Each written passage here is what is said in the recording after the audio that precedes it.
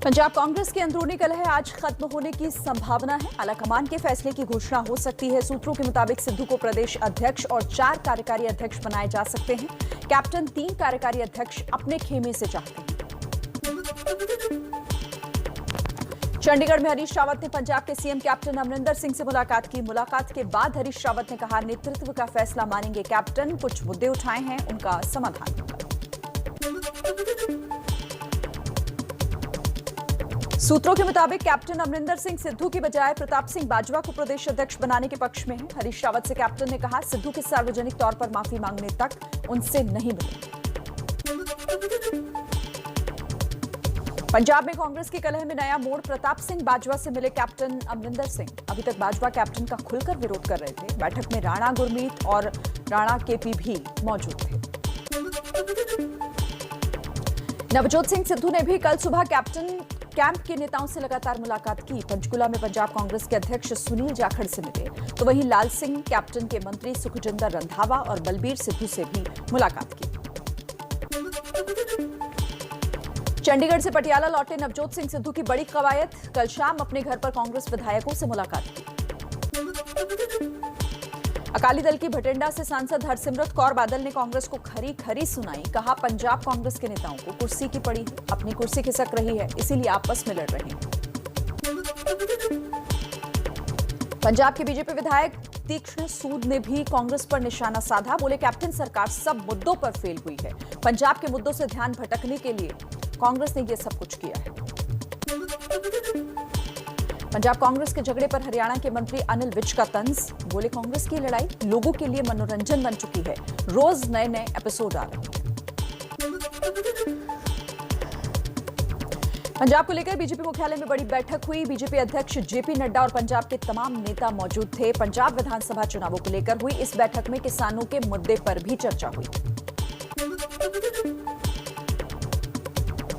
सरकार ने संसद के मानसून सत्र से पहले आज सर्वदलीय बैठक बुलाई है। सुबह 11 बजे ये बैठक होगी। पीएम मोदी भी इस बैठक में शामिल होंगे। कल से ये सत्र शुरू हो रहा है।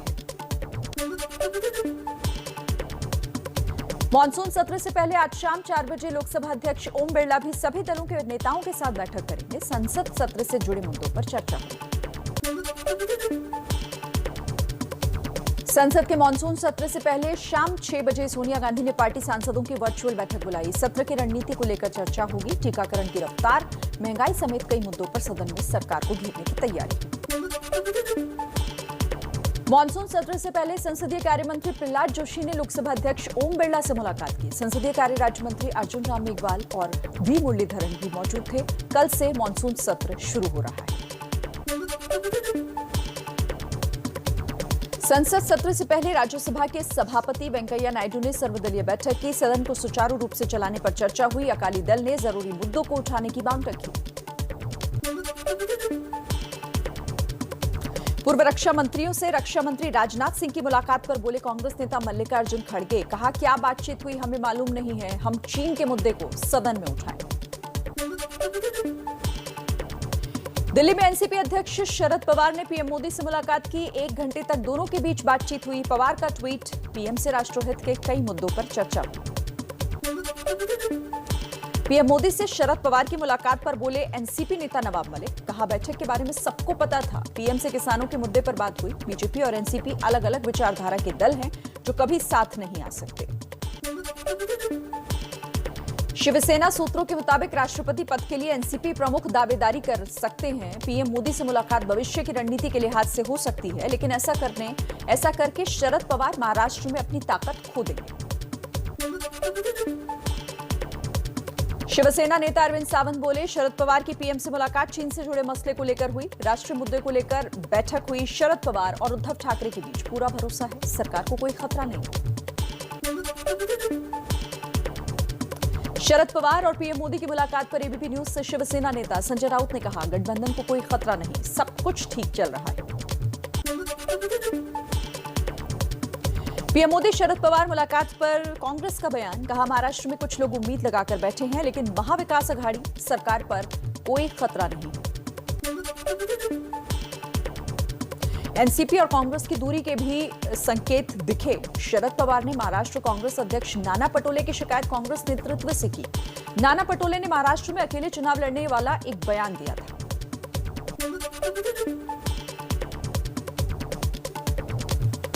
कर्नाटक में जा सकती है सीएम येदियुरप्पा की कुर्सी। सूत्रों के मुताबिक नेतृत्व ने खराब सेहत और बढ़ती उम्र की वजह से पद छोड़ने को कहा। येदियुरप्पा ने इस्तीफे की खबरों का खंडन किया।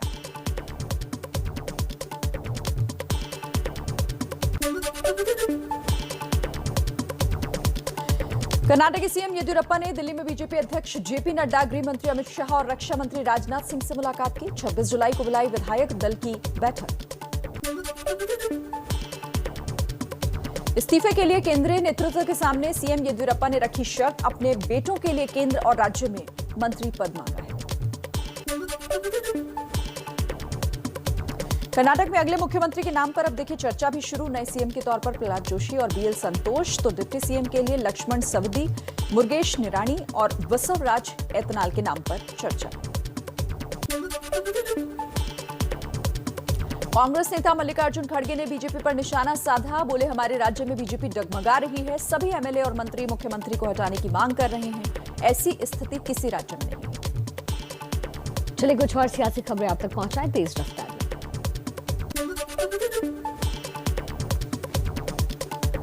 कांग्रेस महासचिव प्रियंका गांधी ने लखनऊ में पार्टी कार्यकर्ताओं का बढ़ाया हौसला। कहा, रुकिए मत, डरिए मत, आगे बढ़ना है, मजबूती से बढ़ना है और चुनाव जीतना है। मिशन यूपी के दूसरे दिन लखीमपुर खीरी पहुंची प्रियंका गांधी। ब्लॉक चुनाव के दौरान बदसलूकी की शिकायत समाजवादी पार्टी की नेता अनीता से मुलाकात की। कहा, बदसलूकी करने वालों को कड़ी सजा मिलनी ही चाहिए। प्रियंका गांधी ने केंद्र और योगी सरकार पर साधा निशाना। कहा, चुनाव के दौरान जहां जहां हिंसा हुई वहां दोबारा चुनाव करवाया जाना चाहिए। समाजवादी पार्टी के अध्यक्ष अखिलेश यादव ने बीजेपी पर बोला हमला। कहा, बीजेपी ने कहा था कि नोटबंदी के बाद भ्रष्टाचार खत्म हो जाएगा, लेकिन बीजेपी ने पैसा और प्रशासन की मदद से जिला पंचायत चुनाव में जो नतीजे लिए हैं उसकी कल्पना भी नहीं की जा सकती। यूपी की राजधानी लखनऊ में आज आरएसएस की बड़ी बैठक होनी है। संघ के सर कार्यवाहक दत्तात्रेय होसबोले करेंगे बैठक। यूपी चुनाव में संघ और सरकार के बीच तालमेल पर होगी चर्चा। सीएम और डिप्टी सीएम भी हो सकते हैं शामिल। निषाद राज पार्टी के अध्यक्ष संजय निषाद ने फिर उठाई आरक्षण की मांग। कहा, योगी और मोदी से ही मांग पूरी होने की उम्मीद। निषाद ने विधानसभा चुनाव बीजेपी के साथ मिलकर लड़ने की बात कही। ओवैसी की पार्टी एआईएमआईएम की यूथ ब्रिगेड की यूपी की सभी कमेटियां भंग की गई। प्रदेश अध्यक्ष शौकत अली ने दिए आदेश। 15 जुलाई को ओवैसी के मुरादाबाद और संभल दौरे के दौरान कार्यकर्ताओं की अनुशासनहीनता देखने को मिली। दिल्ली सरकार और उपराज्यपाल में फिर छिड़ी जंग। डिप्टी सीएम मनीष सिसोदिया ने अनिल बैजल को लिखा पत्र। कहा, उपराज्यपाल दफ्तर के अधिकारी सरकार के अधिकारियों पर अपने फैसले को लागू करने के लिए दबाव बना रहे हैं। दिल्ली प्रदेश कांग्रेस अध्यक्ष अनिल चौधरी ने वाटर टूथ रिपोर्ट के जरिए केजरीवाल सरकार पर साधा निशाना। कहा, 2014 से 2021 तक गंदे पानी में कारण 4 लाख से ज्यादा लोग बीमार हुए। 19,000 लोगों की मौत भी हुई। बंगाल में बड़ी जीत के बाद 25 जुलाई को 4 दिन के दौरे पर दिल्ली आएंगी ममता बनर्जी। कई नेताओं से मुलाकात करेंगी। राष्ट्रपति प्रधानमंत्री से भी कर सकती है मुलाकात। बिहार के पूर्व गृह सचिव सुधीर कुमार एफआईआर दर्ज कराने के लिए 4 घंटे थाने में बैठे, फिर भी नहीं हुआ दर्ज। तेजस्वी यादव और चिराग पासवान ने नीतीश पर साधा निशाना। कांग्रेस ने भी नीतीश सरकार पर बोला हमला। कहा, बिहार में एक आईएएस भी नहीं करा सकते हैं एफआईआर, तो आम जनता का क्या हाल होगा। सुशासन बाबू का राज भी जुमला निकला। बिहार में तेल की कीमतों में इजाफा और महंगाई के विरोध में सड़कों पर उतरेगी आरजेडी। राज्य के सभी ब्लॉकों पर होगा प्रदर्शन। तेजस्वी यादव ने सरकार को चैन से नहीं बैठने देने की चेतावनी दी है। इंदौर में कांग्रेस के राज्यसभा सांसद विवेक तलखा का जनसंख्या नियंत्रण पर बड़ा बयान। कहा, जनसंख्या नियंत्रण कानून देश हित में है और मैं इसका समर्थन करता हूं, लेकिन इसके राजनीतिकरण का विरोधी। छिंदवाड़ा में एमपी के पूर्व सीएम कमलनाथ के खिलाफ आदिवासी समाज का प्रदर्शन। लोगों ने जलाया कमलनाथ का पुतला। एक शादी समारोह में कोरोना नियमों की अनदेखी के आरोप में कुछ लोगों की गिरफ्तारी का पूरा मामला है। किसान नेताओं और दिल्ली पुलिस के बीच आज हो सकती है बैठक। पुलिस किसान नेताओं से संसद घेराव की जिद छोड़ने की अपील करेंगे। पीएम मोदी को लिखी कैप्टन अमरिंदर सिंह की चिट्ठी का बीजेपी ने किया स्वागत। सुरजीत ज्ञानी ने कहा, देर आए दुरुस्त आए। किसान आंदोलन के बहाने पंजाब को नुकसान पहुंचाने वाले फायदा उठा सकते हैं। मुंबई में बीती रात भारी बारिश से कई इलाकों में भरा पानी। दिन भर जबरदस्त बारिश होने का अनुमान। मौसम विभाग ने रेड अलर्ट जारी किया। मुंबई के दादर में भी सड़कों पर भरा बारिश का पानी। बेस्ट की बसें आधी से ज्यादा डूबी नजर आई। मुंबई में बारिश के चलते रेल की पटरियों पर भी भरा पानी। आज लोकल से आवाजाही भी प्रभावित रहने की आशंका है।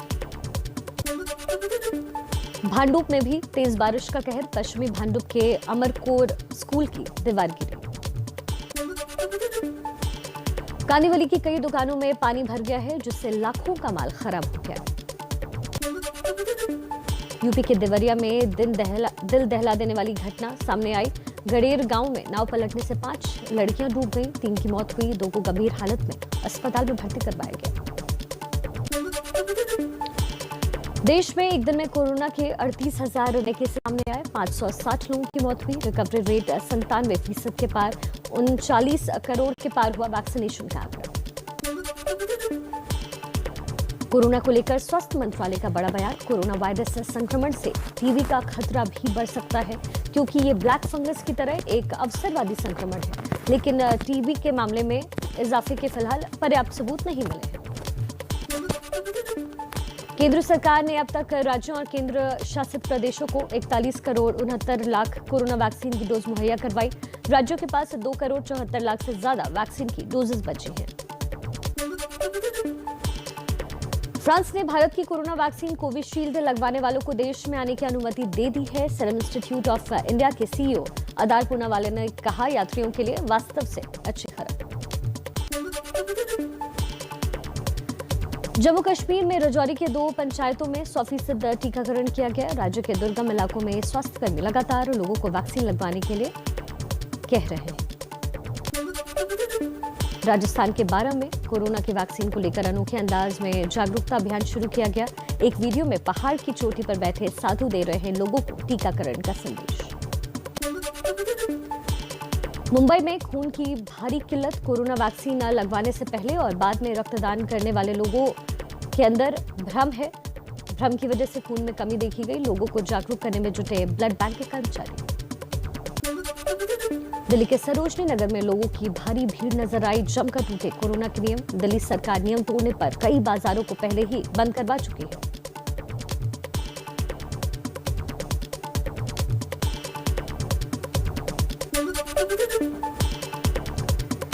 एमपी के सीएम शिवराज सिंह चौहान ने बुरहानपुर में चलाया मास्क यूपी अभियान।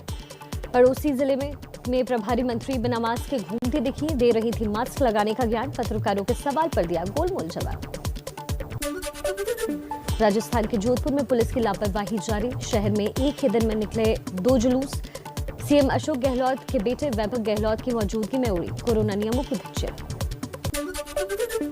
यूपी के एटा में मियां की दरगाह पर रोक के बावजूद पूजा करने पहुंचे हजारों लोग। पुलिस के रोकने की वजह से जगह जगह दिखने लगे श्रद्धालु। कोरोना नियमों की जमकर उड़ाई गई धज्जियां। यूपी में भी कांवड़ यात्रा रद्द। राज्य सरकार की अपील पर कांवड़ संघों ने फैसला लिया। सुप्रीम कोर्ट ने सरकार से फैसले पर पुनर्विचार का आग्रह किया था।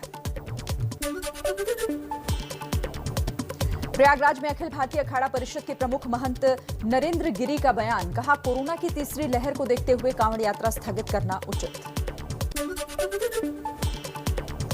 उत्तराखंड में रोक के बावजूद हरिद्वार से गंगा जल लेकर आते दिखे कांवड़िए। पुष्कर से गंगा जल भरने हरिद्वार गए थे 7 से 8 श्रद्धालु।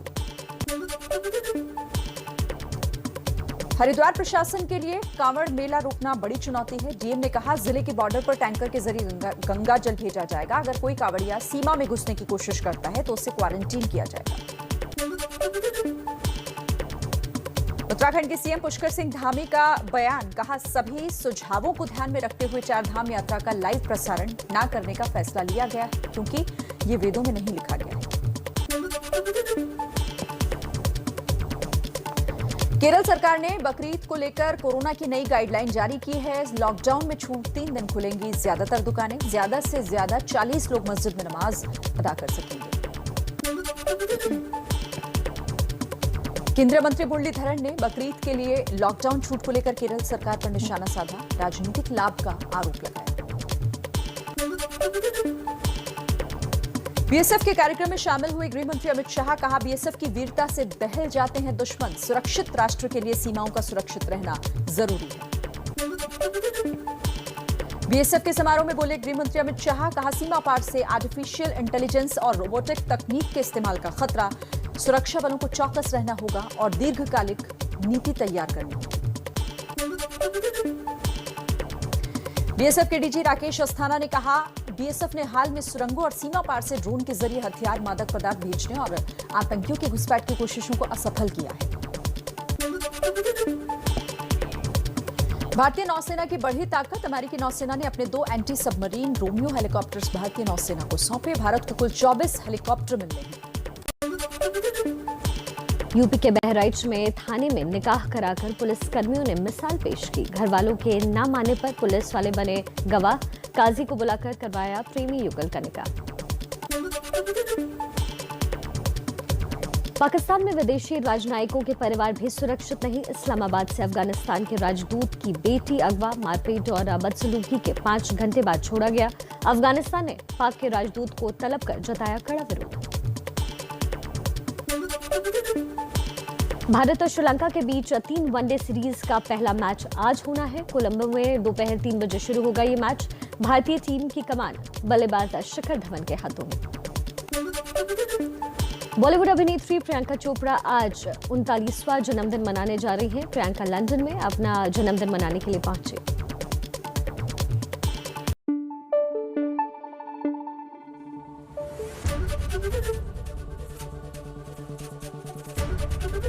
एबीपी न्यूज आपको रखे आगे।